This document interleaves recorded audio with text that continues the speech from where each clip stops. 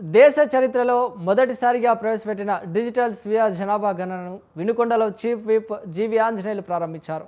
ఈ సందర్భంగా ఆయన మాట్లాడుతూ 2026 జనగణనలో భాగంగా ఏప్రిల్ 16 నుంచి ఏప్రిల్ 30 వరకు ప్రజలు తమ వివరాలను ఆన్లైన్లో నమోదు చేసుకునే వెసులుబాటును ప్రభుత్వం కల్పించిందన్నారు.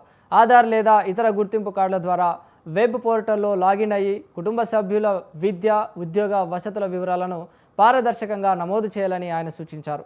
ఈ డిజిటల్ విధానం వల్ల డేటా సేకరణ వేగవంతం కావడమే కాకుండా కాగితరహిత ప్రక్రియ ద్వారా పర్యావరణానికి మేలు జరుగుతుందని ఆయన పేర్కొన్నారు.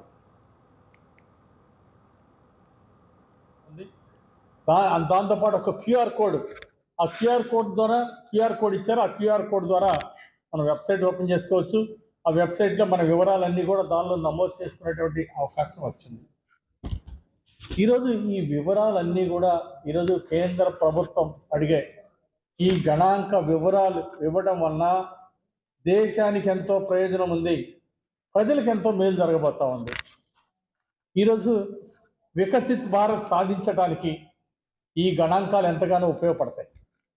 అదేవిధంగా మన రాష్ట్రంలో స్వర్ణాంధ్ర సాధన, మన విజన్ 2047 సాధించడానికి, స్వర్ణాంధ్ర సాధించడానికి, వికసిత్ భారత్ ప్రధానమంత్రి గారు ఆశించిన విధంగా వికసిత్ భారత్ సాధించడానికి ఈ గణాంకాలు ఎంతగానో ఉపయోగపడబోతున్నాయి.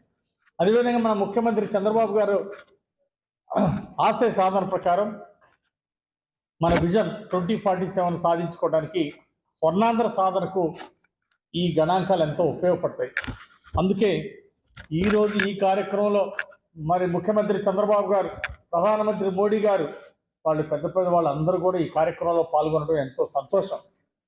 దీనిలో భాగంగా నేను, అలాగే మన జీడీసీసీ బ్యాంక్ చైర్మన్ మక్కన గారు, అలాగే పెద్దలందరూ కూడా ఈరోజు ఈ గణాంకాల్లో, స్వీయ గణనలో పాల్గొనడం చాలా సంతోషంగా ఉంది.